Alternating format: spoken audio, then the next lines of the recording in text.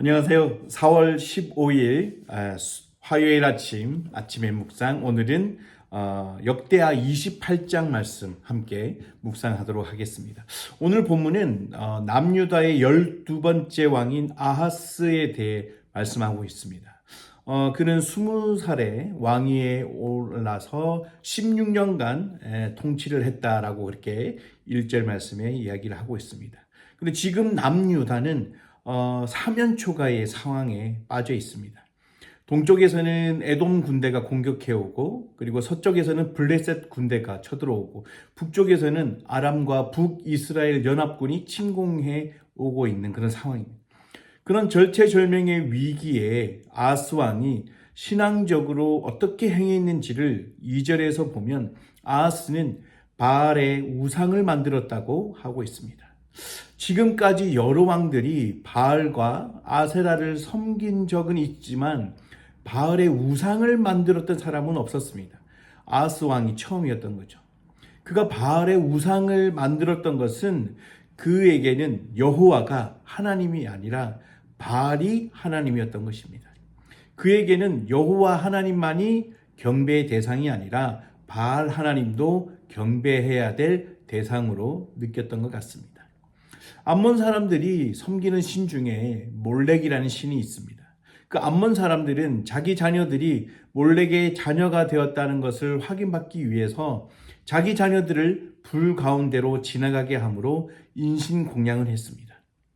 그런데 아하스가 자기 자녀들을 우상에게 제물로 바쳤다고 3절에서 이야기하고 있습니다.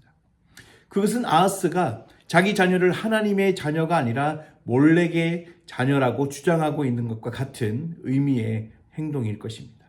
그리고 또 4절에는 산당과 산 언덕과 모든 푸른 나무에서 제사를 지내고 분향하였다라고 이야기를 하고 있습니다. 근데 이거는 현대 상황으로 이야기를 하면 하나님에 대한 유일신 신앙은 잘못된 것이고 범신론, 종교다원주의가 옳다라는 그런 의미의 행동이다라고 생각을 할 수 있습니다.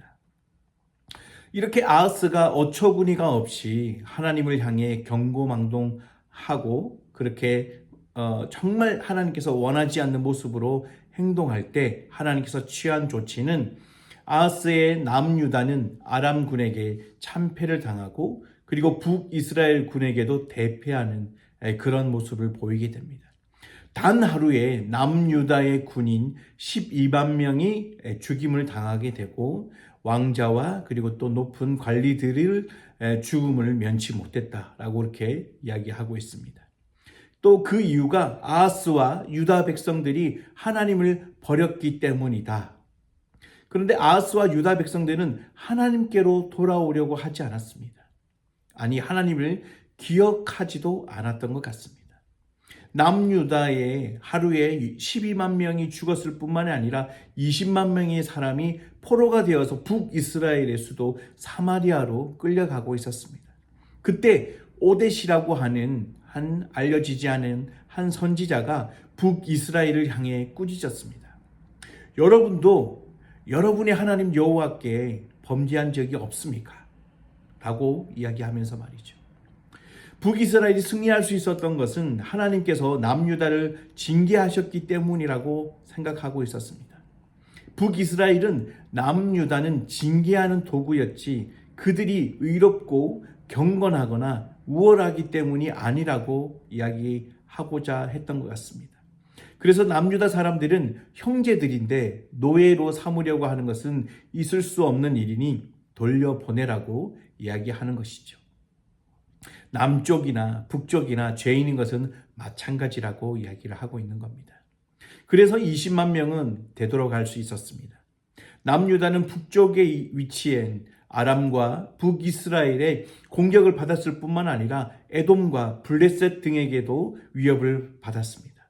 그때의 아하스가 취한 행동은 16절에 다급해진 아하스는 아수르 왕에게 SOS를 요청하였습니다. 그때 아수르의 반응은 아수르 왕 디글랏 빌레셀에게 도움을 요청하는데 그 아수르 왕 디글랏 빌레셀은 도움은 고사하고 도리어 공격했다고 20절에 이야기하고 있습니다. 공격하다의 그 문자적인 뜻은 둘러싸다입니다. 즉 그러니까 남유다가 아수르에게 도움을 요청했더니 도움은 고사하고 도리어 포위하고 공격해서 더욱 공경에 빠뜨렸다라는 의미인 거죠.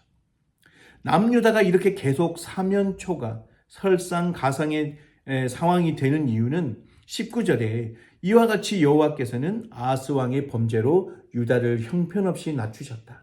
이것은 그가 유다 백성들에게 악을 조장하고 여호와께 신실하지 못했기 때문이었다라고 이야기하고 있습니다.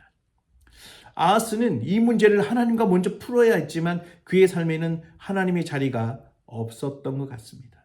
계속해서 세상과 풀려고 했고 그래서도 자신의 삶과 나라는 여러 가지 문제로 꼬이기 시작했던 것 같습니다. 아하스는 디글랏빌레셀에게 뇌물을 주기 위해서 왕궁에 있는 모든 것들을, 성전에 있는 것들을 뇌물이 될 만한 것과 왕궁에 있는 것들을 정말 혹할 정도로 그런 귀중한 것들을 보냈습니다. 그러나 아무런 도움이 되지 못했습니다.